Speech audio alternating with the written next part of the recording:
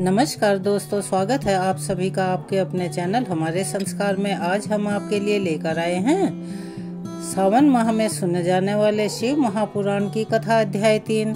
लेकिन उससे पहले सभी से निवेदन है, प्लीज हमारे चैनल को सब्सक्राइब करें, वीडियो को लाइक करें, ज्यादा से ज्यादा शेयर करें, बेल आइकन को भी दबाना ना भूलें। कमेंट्स बॉक्स में ओम नमः शिवाय, हर हर महादेव, बम बम भोले, जिसमें भी आपकी श्रद्धा हो लिखना ना भूलें। आपकी ये छोटी सी कोशिश, जिसमें आपको बहुत कम समय लगता है लेकिन हमारी बहुत मदद करती है, इसीलिए आपसे निवेदन है कि अपना प्यार और सहयोग हमें ऐसे ही प्रदान करते रहें। आज हम शिव पुराण की तीसरी कथा आपको सुनाने जा रहे हैं। हर कथा भगवान शिव के एक नए रूप, नए चरित्र और उनकी नई शिक्षा को हमें बताती है।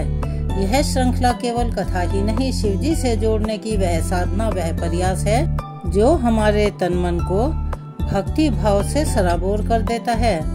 आज के अध्याय से पहले हम सभी मिलकर हाथ जोड़कर भगवान से प्रार्थना करें कि हे परमपिता परमेश्वर, हे देवादिदेव, जैसे गंगा आपकी जटाओं से बहकर जगत को पावन करती है, वैसे ही यह कथा हमारे हृदय को पवित्र और पावन करे।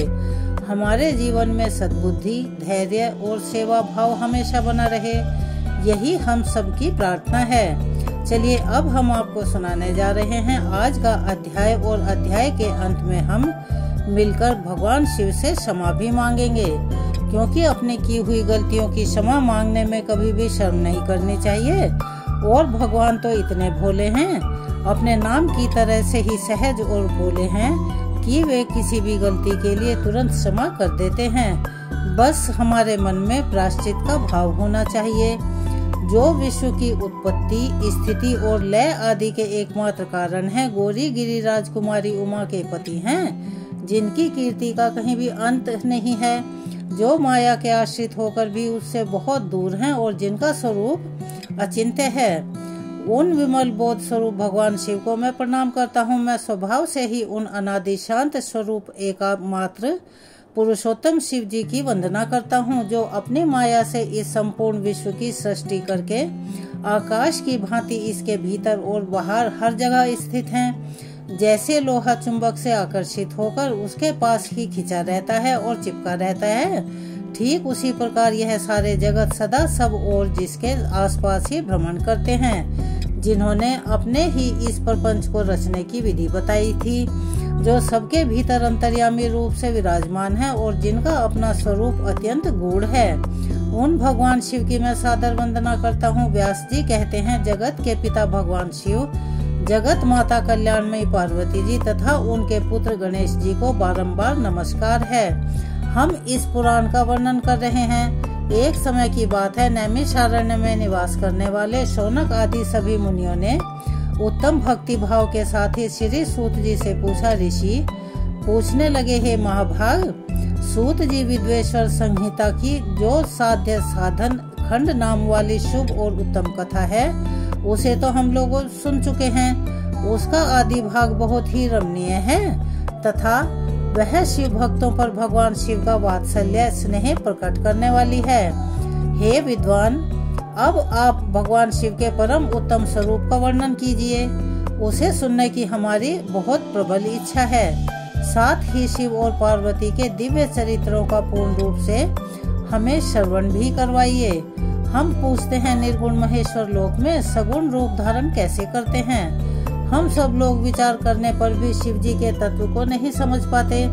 सृष्टि के पहले भगवान शिव किस प्रकार अपने स्वरूप में स्थित होते हैं, फिर सृष्टि के मध्यकाल में वे भगवान किस तरह क्रीड़ा करते हुए सम्यक व्यवहार बर्ताव करते हैं, और सृष्टि कल्प का अंत होने पर वे महेश्वर देव किस रूप में स्थित रहते हैं। लोक कल्याणकारी शंकर कैसे प्रसन्न होते हैं, और प्रसन्न हुए महेश्वर अपने भक्तों तथा दूसरों को कौन सा उत्तम फल प्रदान करते हैं, यह सब हमसे कहिए। हमने सुना है कि भगवान शिव शीघ्र ही प्रसन्न हो जाते हैं। वे महान दयालु हैं, इसीलिए अपने भक्तों का कष्ट नहीं देख सकते। ब्रह्मा, विष्णु और महेश, यह तीन देवता शिव जी के ही अंग से उत्पन्न हुए हैं। उनके प्राकट्य की कथा तथा उनके विशेष चरित्रों का वर्णन कीजिए। हे प्रभु, आप उमा के आविर्भाव और विवाह की भी कथा कहिए। विशेषतः उनके गृहस्थ धर्म का और अन्य लीलाओं का भी वर्णन कीजिए। हे निष्पाप सूत जी, आपको यह सब तथा दूसरी बातें भी अवश्य ही कहनी चाहिए। सूत जी महाराज कहने लगे, हे मुनीश्वरों, आप लोगों ने बड़ी ही उत्तम बात पूछी है। भगवान सदाशिव की कथा में आप लोगों की जो आंतरिक निष्ठा हुई है, इसके लिए आप धन्यवाद के पात्र हैं। हे ब्राह्मणों, भगवान शंकर का गुणानुवाद सात्विक, राजसी और तामसी तीनों ही प्रकृति के मनुष्यों को आनंदित करने वाला है। पशुओं की हिंसा करने वाले जो निष्ठुर कसाई होते हैं, उनके सिवाय दूसरा कौन पुरुष उस गुणानुवाद को सुनने से ऊब सकता है, यानी कि यहाँ सुनता हुआ सो सकता है, या उसकी रुचि किसी दूसरे उसमें बनी रह सकती है, जिनके मन में कोई भी तृष्णा नहीं है। ऐसे महात्मा पुरुष भगवान शिव के उन गुणों का गान करते हैं, क्योंकि यह गुणावली संसार रूपी रोग की दवा है। मन तथा कानों को प्रिय लगने वाली और संपूर्ण मनोरथों को पूर्ण करने वाली। हे ब्राह्मणों, आप लोगों के प्रश्न के अनुसार यथा बुद्धि प्रयत्न पूर्वक शिव लीला का वर्णन करता हूँ। आप सभी ध्यान पूर्वक और आदर पूर्वक सुने। जैसे आप लोग पूछ रहे हैं, उसी प्रकार देव ऋषि नारद जी ने भी शिव रूपी भगवान विष्णु से प्रेरित होकर अपने पिता से पूछा था। अपने पुत्र नारद जी का प्रश्न सुनकर शिव भक्त ब्रह्मा जी का चित्त प्रसन्न हो गया और उन मुनि शिरोमणि को हर्ष प्रदान करते हुए प्रेम पूर्वक भगवान शिव के यश का गुणगान करने लगे। एक समय की बात है, मुनि शिरोमणि विप्रवर नारद जी ने, जो कि ब्रह्मा जी के पुत्र हैं, विनीत चित्त होकर तपस्या में मन लगाया। हिमालय पर्वत में कोई एक गुफा थी जो बड़ी ही शोभा से संपन्न दिख रही थी। उसके निकट ही देव नदी गंगा निरंतर वेग पूर्वक बहती थी। वहाँ एक महान दिव्य आश्रम था जो नाना प्रकार की शोभाओं से सुशोभित था। दिव्य दर्शी नारद जी तपस्या करने के लिए उसी आश्रम में गए। उस गुफा को देखकर मुनिवर बड़े प्रसन्न हुए और लंबे काल तक वहाँ तपस्या करते रहे। उनका अंतकरण अर्थात उनकी आत्मा बड़ा शुद्ध था।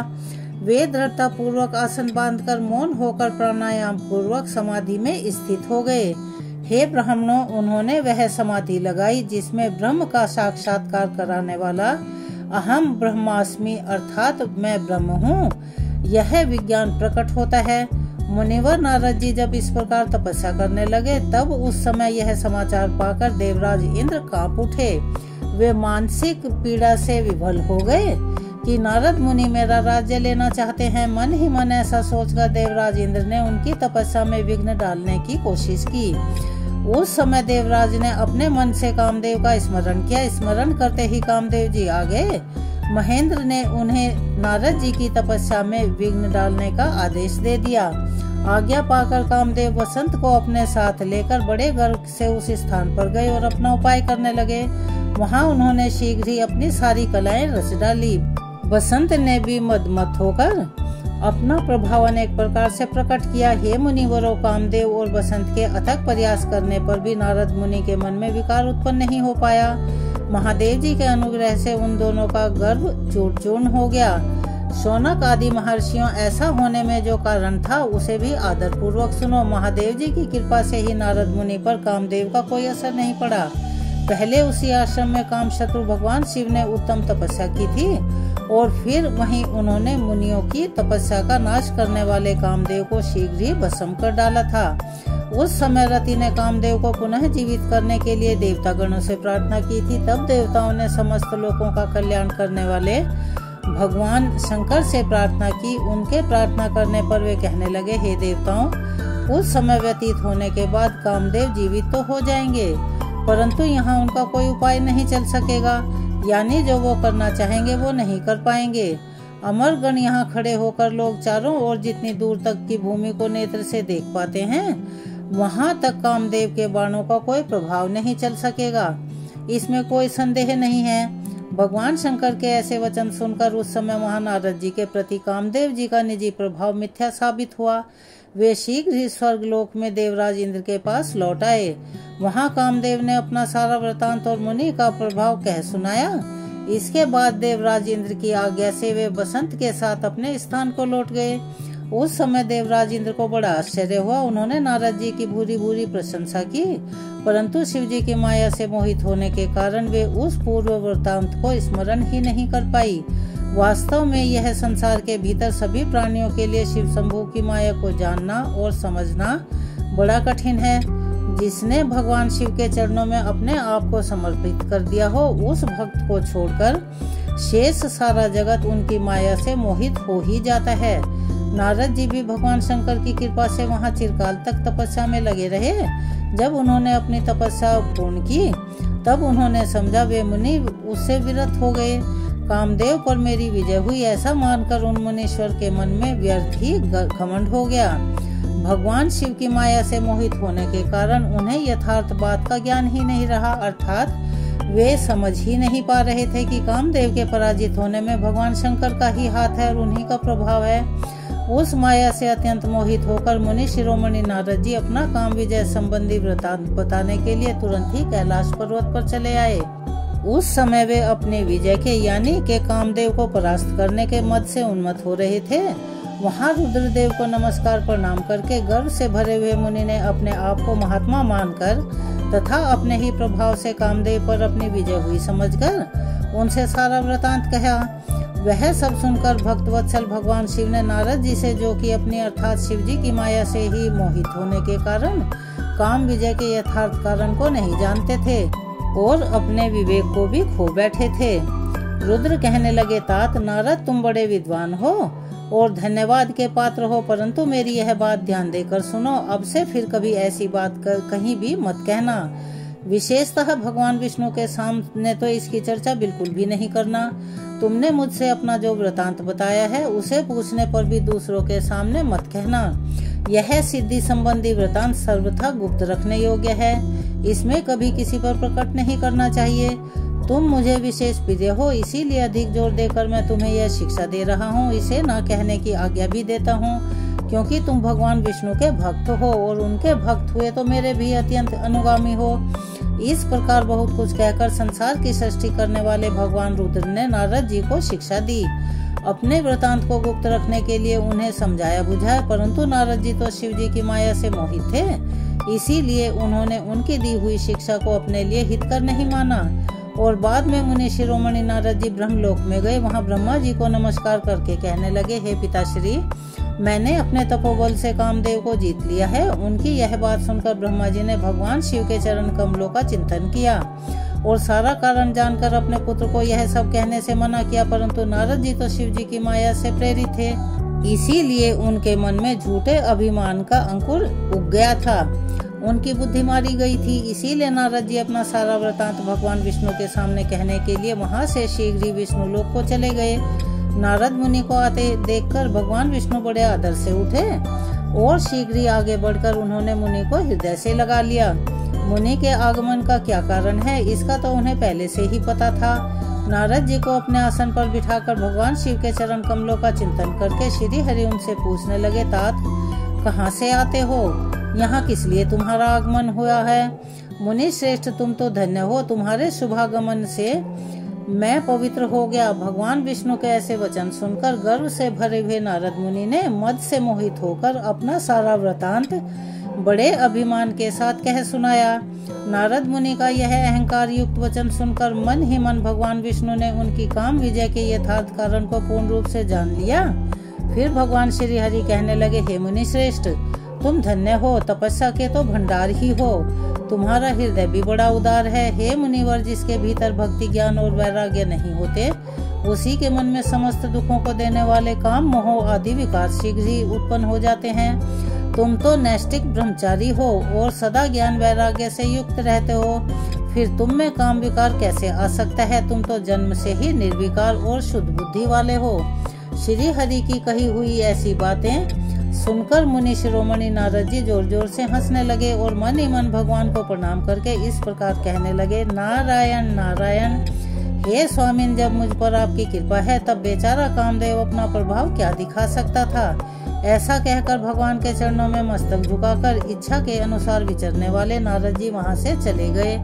श्री सूत जी महाराज कहते हैं कि हे महर्षियों, जब नारद मुनि इच्छा अनुसार वहां से चले गए तब भगवान शिव की इच्छा से माया विशारद श्री हरि ने तत्काल अपनी माया प्रकट की। उन्होंने मुनि के मार्ग में एक विशाल नगर की रचना कर दी, जिसका विस्तार 100 योजन था। बड़ा ही अद्भुत नगर, बड़ा ही मनोहर था।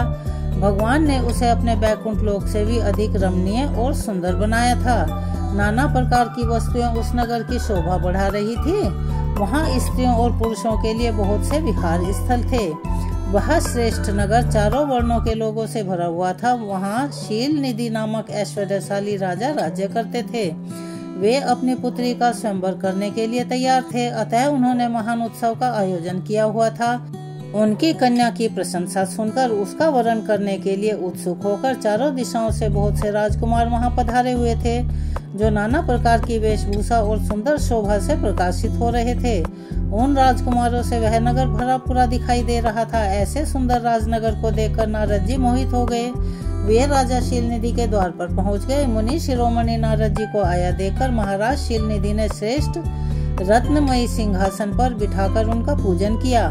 फिर अपनी सुंदरी कन्या को, जिसका नाम श्रीमती था, बुलवाया और उससे नारद जी के चरणों में प्रणाम करवाया। उस कन्या के रूप सौंदर्य को देखकर नारद मुनि चकित रह गए और कहने लगे, हे राजन, यह देव कन्या के समान सुंदरी महाभाग्य कन्या कौन है?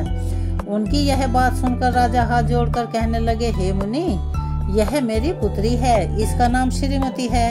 अब इसके विवाह का समय आ चुका है और यह अपने लिए सुंदर वर चुनने के निमित्त स्वयंवर में जाने वाली है। इसमें सब प्रकार के शुभ लक्षण लक्षित होते हैं। हे महर्षि, आप कृपा करके इसका भाग्य तो बतलाइए।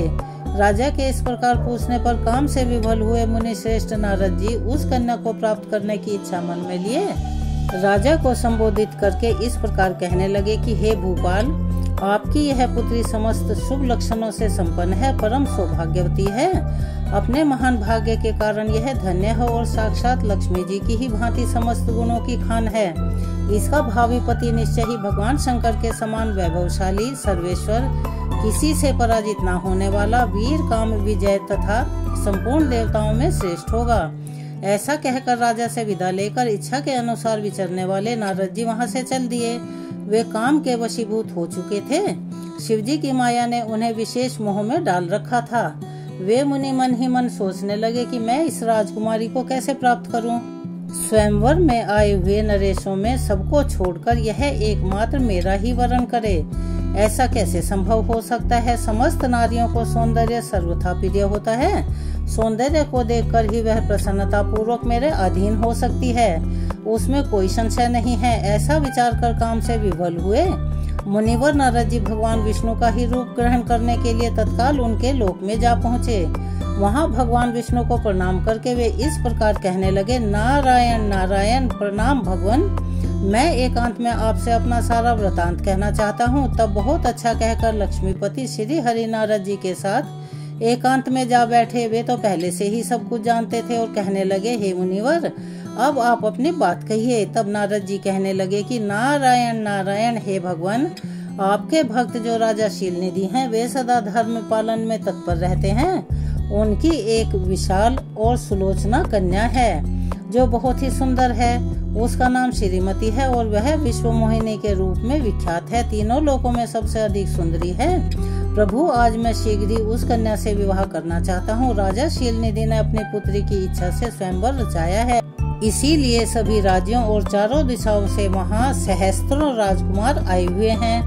हे नाथ, मैं आपका प्रिय सेवक हूँ, अतः आप मुझे अपना स्वरूप दे दीजिए, जिससे राजकुमारी श्रीमती निश्चय ही मुझे वर लें। सूत जी महाराज कहते हैं, महर्षियों, नारद मुनि की ऐसी बात सुनकर भगवान मधुसूदन हंस पड़े और भगवान शंकर के प्रभाव का अनुभव करके उन दयालु प्रभु ने उन्हें इस प्रकार उत्तर दिया, नारद, आप अपने अभीष्ट स्थान को जाओ, मैं उसी तरह तुम्हारा हित साधन करूंगा जैसे कोई श्रेष्ठ वैद्य अत्यंत पीड़ित रोगी का करता है, क्योंकि तुम मुझे बहुत प्रिय हो। ऐसा कहकर भगवान विष्णु ने नारद मुनि को मुख तो वानर का दे दिया और शेष अंगों में अपने जैसा स्वरूप देकर वहां से अंतर्ध्यान हो गए। भगवान की पूर्वोक्त बात सुनकर और उनका मनोहर रूप प्राप्त हो गया, ऐसा जानकर नारद जी को बड़ा हर्ष हुआ और वे खुशी खुशी वहां पर पहुंच गए। अपने आप को कृत मानने लगे। भगवान ने क्या प्रयत्न किया है, इसको वे समझ नहीं पाए। फिर मुनि श्रेष्ठ नारद जी शीघ्र ही उस स्थान पर जा पहुँचे जहाँ पर राजा शीलनिधि ने राजकुमारों से भरी हुई स्वयंवर सभा का आयोजन किया हुआ था।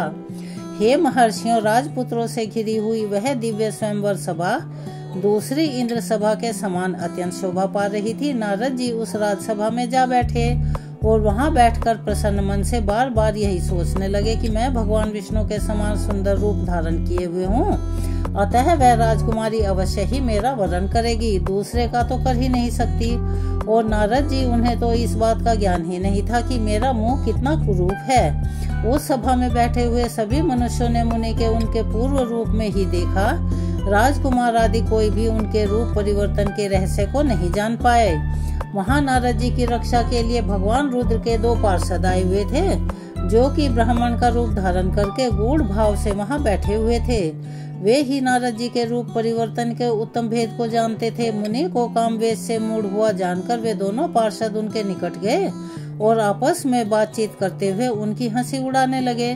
परंतु देवऋषि नारद तो काम से विवल हो रहे थे, अतः उन्होंने उनकी यथार्थ बात भी अनसुनी कर दी। वे मोहित होकर श्रीमती को प्राप्त करने की इच्छा से उसके आगमन की प्रतीक्षा करने लगे। इसी बीच वह सुंदरी राजकन्या स्त्रियों से घिरी हुई अंतःपुर से वहां आई। उसने अपने हाथ में सोने की एक सुंदर माला ले रखी थी। वह शुभ लक्षणा राजकुमारी स्वयंवर के मध्य भाग में लक्ष्मी जी के समान खड़ी हुई अपूर्व शोभा पा रही थी। उत्तम व्रत का पालन करने वाली वह भूप कन्या माला हाथ में लेकर अपने मन के अनुरूप वर का अन्वेषण करती हुई सारी सभा में घूमने लगी। नारद मुनि भगवान विष्णु के समान शरीर और वानर जैसा मुंह देखकर वह क्रोधित हो गई और उनकी ओर से दृष्टि हटाकर प्रसन्न मन से दूसरी ओर चली गई। स्वयंवर सभा में अपने मनोवांछित वर को न देखकर वह भयभीत हो गई। राजकुमारी उस सभा में भीतर चुपचाप खड़ी रह गई। उसने किसी के भी गले में जयमाला नहीं डाली। इतने में ही राजा के समान वेशभूषा धारण किए भगवान विष्णु वहां आ पहुँचे। किन्हीं दूसरे लोगों ने उनको वहां नहीं देखा, केवल उस कन्या की ही दृष्टि उन पर पड़ी। भगवान को देखते ही वह परम सुंदरी राजकुमारी का मुख प्रसन्नता से खिल उठा। उसने तत्काल ही उनके कंठ में वह माला पहना दी। राजा का रूप धारण करने वाले भगवान विष्णु उस राजकुमारी को अपने साथ लेकर तुरंत ही वहां से अंतर्ध्यान हो गए और अपने धाम में जा पहुँचे। इधर सब राजकुमार श्रीमती की ओर से निराश हो गए। नारद मुनि तो काम वेदना में आतुर हो ही रहे थे, इसीलिए वे अत्यंत विवल हो उठे। तब वे दोनों विप्र रूपधारी ज्ञान विशारद रुद्रगण काम विवल नारद जी से उसी क्षण कहने लगे, हे नारद जी, हे मुनि, आप तो व्यर्थ ही काम से मोहित हो रहे हैं और सौंदर्य के बल से राजकुमारी को पाना चाहते हो। अपना वानर के समान प्रणित मुंह तो देख लो। सूत जी कहते हैं, हे महर्षियों, उन रुद्र गणों का यह वचन सुनकर नारद जी को बड़ा आश्चर्य हुआ। वे शिव की माया से मोहित थे। उन्होंने दर्पण में अपना मुंह देखा। वानर के समान अपना मुंह देखकर वे तुरंत ही क्रोध से भर उठे और माया से मोहित होने के कारण उन दोनों शिवगणों को वहां श्राप देते हुए कहने लगे, अरे तुम दोनों ने मुझ ब्राह्मण का उपवास किया है, अतः तुम ब्राह्मण के वीर्य से उत्पन्न राक्षस हो जाओ। ब्राह्मण की संतान होने पर भी तुम्हें आकार राक्षस के समान ही होंगे। इस प्रकार अपने लिए श्राप सुनकर वे ज्ञान शिरोमणि शिवगण मुनि को मोहित जानकर कुछ नहीं बोले। ब्राह्मणों में वे सदा सब घटनाओं में भगवान शिव की ही इच्छा मानते थे, अतः उदासीन भाव से वे अपने अपने स्थान को चले गए और भगवान शिव की स्तुति करने लगे। श्री सूत जी कहते हैं, हे महर्षियों, माया मोहित नारद मुनि उन दोनों शिवगणों को यथोचित श्राप देकर भगवान शिव के इच्छावश मोह निद्रा से जाग नहीं सके। वे भगवान विष्णु के किए हुए कपट को याद करके मन में अति क्रोध लिए, जिसे वे सहन नहीं कर पा रहे थे। विष्णु लोक को गए और समिधा पाकर प्रज्वलित वे अग्निदेव की भांति क्रोध से जलते हुए कहने लगे, उनका ज्ञान नष्ट हो गया था, इसीलिए वे दुर्वचन पूर्ण व्यंग सुनाने लगे। नारद जी कहने लगे, हरे तुम बड़े दुष्ट हो, कपटी हो और समस्त विश्व को मोह में डाले रहते हो। दूसरों का उत्साह या उत्कर्ष तुमसे सहा नहीं जाता। तुम मायावी हो, तुम्हारा अंतकरण मलिन है। पूर्व काल में तुमने मोहिनी का रूप धारण करके कपट किया, असुरों को वारुणी मदिरा पिलाई, उन्हें अमृत नहीं पीने दिया। छल कपट में ही अनुराग रखने वाले हरे, यदि महेश्वर रुद्र दया करके विष ना पी लेते तो तुम्हारी सारी माया उसी दिन समाप्त हो जाती। विष्णु देव कपट पूर्ण चाल तुम्हें अधिक प्रिय है। तुम्हारा स्वभाव बिल्कुल भी अच्छा नहीं है, तब भी भगवान शंकर ने तुम्हें स्वतंत्र बना दिया है। तुम्हारी इस चाल ढाल को समझकर अब तो भगवान शिव भी पश्चाताप कर रहे होंगे। अपने वाणी रूप वेद की प्रामाणिकता स्थापित करने वाले महादेव जी ने ब्राह्मण को सर्वोपरि बताया है। हरि, इस बात को जानकर आज मैं बलपूर्वक तुम्हें ऐसी सीख दूंगा जिससे तुम फिर कभी कहीं भी ऐसा कर्म नहीं कर पाओगे। अब तक तुम्हें किसी शक्तिशाली या तेजस्वी पुरुष से पालना नहीं पड़ा है, इसीलिए आज तक तुम निडर बने हुए हो, परंतु विष्णु अब तुम्हें अपनी करनी का पूरा फल मिलेगा। भगवान विष्णु से ऐसा कहकर माया मोहित नारद मुनि अपने ब्रह्म तेज का प्रदर्शन करते हुए क्रोध से खिन्न हो उठे और श्राप देते हुए कहने लगे, विष्णु, तुमने स्त्री के लिए मुझे व्याकुल किया है, तुम इसी तरह सबको मोह में डाले रहते हो। यह कपटपूर्ण कार्य करते हुए तुमने जिस स्वरूप से मुझे संयुक्त किया था, उसी स्वरूप से तुम मनुष्य हो जाओ और स्त्री के वियोग का दुख भोगो। तुमने जिन वानरों के समान मेरा मुंह बनाया था, वे ही उस समय तुम्हारे सहायक हों। तुम दूसरों को दुख देने वाले हो, अतः स्वयं भी तुम्हें स्त्री का वियोग का दुख प्राप्त हो। अज्ञान से मोहित मनुष्यों के समान तुम्हारी स्थिति हो जाए। अज्ञान से मोहित हुए नारद जी ने मोहवश श्री हरि को जब इस तरह का श्राप दिया, तब उन्होंने शंभु की माया की प्रशंसा करते हुए उस श्राप को खुशी खुशी स्वीकार कर लिया। इसके बाद महालीला करने वाले शंभु ने अपने उस विश्व मोहिनी माया को, जिसके कारण ज्ञानी नारद मुनि मोहित हो गए थे, वापस खींच लिया। उस माया के तिरोहित होते ही नारद जी भी पूर्वतः शुद्ध बुद्धि से युक्त हो गए। उन्हें पूर्वोक्त ज्ञान प्राप्त हो गया और उनकी सारी व्याकुलता जाती रही। इससे उनके मन में बड़ा आश्चर्य हुआ। वे अधिकाधिक पश्चाताप करते हुए बारंबार अपनी निंदा करने लगे। उस समय उन्होंने ज्ञानी को भी मोह में डालने वाली भगवान शंभु की माया की सराहना की। तदंतर यह जानकर कि माया के कारण ही मैं भ्रम में पड़ गया था, यह सब कुछ मेरा माया जनित भ्रम ही था। वैष्णव शिरोमणि नारद जी भगवान विष्णु के चरणों में गिर पड़े। भगवान श्री हरि ने उन्हें उठाकर खड़ा कर दिया। उस समय अपनी दुर्बुद्धि नष्ट हो जाने के कारण वे यूं बोले, हे नाथ, माया से मोहित होने के कारण मेरी बुद्धि खराब हो गई थी, इसीलिए मैंने आपके प्रति बहुत सारे दुर्वचन कह डाले, आपको शाप तक दे दिया। हे प्रभु, उस श्राप को आप मिथ्या कर दीजिए। हाय, मैंने बहुत बड़ा पाप कर दिया, अब मैं निश्चय ही नरक में जाऊंगा। अरे, मैं तो आपका दास हूँ, बताइए मैं क्या उपाय और कौन सा प्रायश्चित करूँ जिससे मेरा पाप समूह नष्ट हो जाए और मुझे नरक में ना गिरना पड़े। ऐसा कहकर शुद्ध बुद्धि वाले नारद मुनि पुनः भक्ति भाव से भगवान विष्णु के चरणों में गिर पड़े। उस समय उन्हें बड़ा पश्चाताप हो रहा था। तब श्री विष्णु ने उन्हें उठाकर मधुर वाणी में कहा, तात, खेद मत करो, तुम मेरे श्रेष्ठ भक्त हो, इसमें कोई शंका नहीं है। मैं तुम्हें एक बात बताता हूँ, सुनो, उससे निश्चय ही तुम्हारा परम हित होगा। तुम्हें नरक में भी नहीं जाना पड़ेगा, भगवान शिव तुम्हारा कल्याण करेंगे। तुमने मद से मोहित होकर जो भगवान शिव की बात नहीं मानी थी, उसकी अवहेलना कर दी थी, उसी अपराध का फल भगवान शिव ने तुम्हें दिया है, क्योंकि वे ही कर्म फल के दाता हैं। तुम अपने मन में यह दृढ़ निश्चय कर लो कि भगवान शिव की इच्छा से ही यह सब कुछ हुआ है। सबके स्वामी परम परमेश्वर शंकर ही गर्व को दूर करने वाले हैं। वे ही पर ब्रह्म परमात्मा हैं। उन्हीं का सच्चिदानंद स्वरूप से बोध होता है। वे निर्गुण और निर्विकार हैं। सत्व, रज और तम, इन तीनों गुणों से परे हैं। वे ही अपनी माया को लेकर ब्रह्मा, विष्णु और महेश इन तीनों रूपों में प्रकट होते हैं। निर्गुण और सगुण वे ही हैं। निर्गुण अवस्था में उन्हीं का नाम शिव है। वे ही परमात्मा, महेश्वर, परब्रह्म, अविनाशी, अनंत और महादेव आदि नामों से जाने जाते हैं। उन्हीं की सेवा से ब्रह्मा जी जगत के सृष्टा हुए हैं और मैं तीनों लोकों का पालन करता हूँ। वे स्वयं ही रुद्र रूप से सदा सबका संहार करते हैं। वे शिव स्वरूप, वे सबके साक्षी हैं। माया से भिन्न और निर्गुण हैं। स्वतंत्र होने के कारण वे अपनी इच्छा के अनुसार चलते हैं। उनका विहार, आचार, व्यवहार उत्तम है और वे अपने भक्तों पर दया करने वाले हैं। हे नारद मुनि, तुम्हें एक सुंदर उपाय बताता हूँ जो सुखद समस्त पापों का नाश करने वाला और सदा भोग और मोक्ष देने वाला है। तुम उसे ध्यान से सुनो।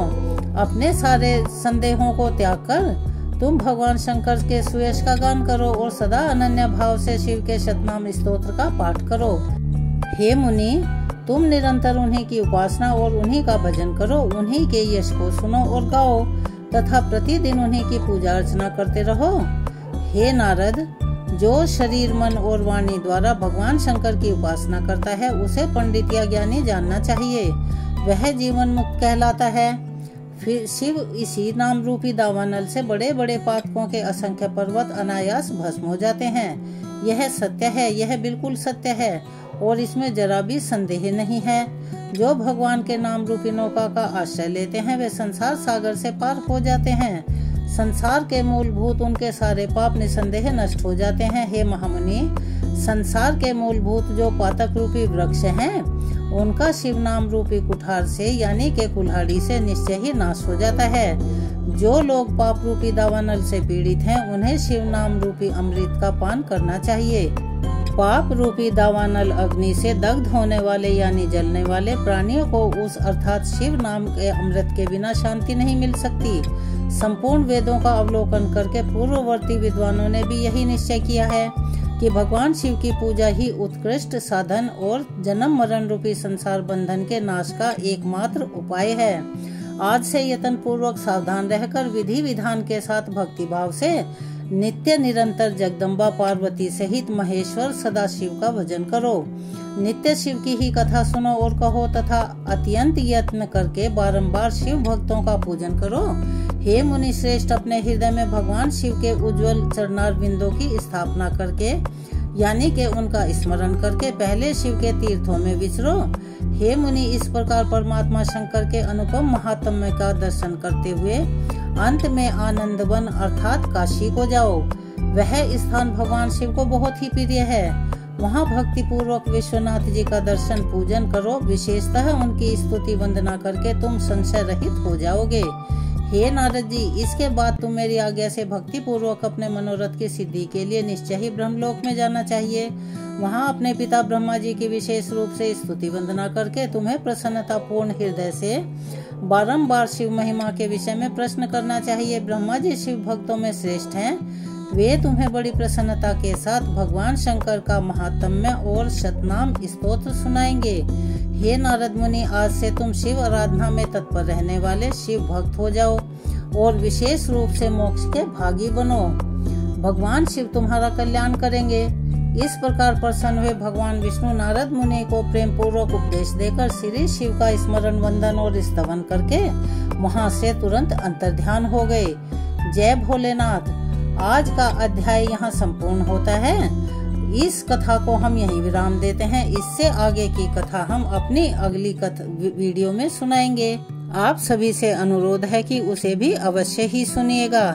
अब हम सभी हाथ जोड़कर श्रद्धा भाव से भगवान शिव शंकर से अपने द्वारा भूल चूक से भी हो गई किसी भी गलती के लिए क्षमा याचना करते हैं। भगवान शिव से कहते हैं कि हमारे द्वारा आपकी कथा पढ़ने या इसके उच्चारण में या किसी भी प्रकार की गलती जाने अनजाने में हुई हो, वह हमारी अल्प बुद्धि का प्रतीक है। हमारे अंदर इतनी क्षमता नहीं है कि हम आपके गुणों का सही से उच्चारण कर सकें, सही से व्याख्यान कर सकें। तो आप हमें माफ कर दीजिएगा और जिस तरह से भी हम कर पाए, हमने आपकी कथा को पढ़ा, दूसरों को सुनाया, आपके प्रति समर्पित किया, उसे स्वीकार कीजिए और हमें आशीर्वाद दीजिए।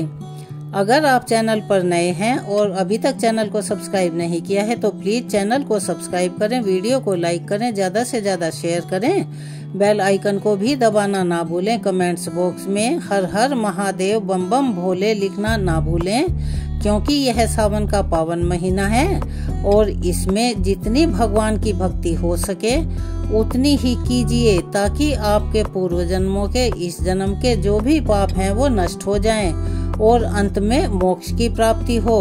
ये दुनिया के सारे सुख भोग कर अंत में सबको भगवान की शरण में जाना ही प्रिय लगता है। अपना प्यार और सहयोग हमें ऐसे ही देते रहिएगा। धन्यवाद।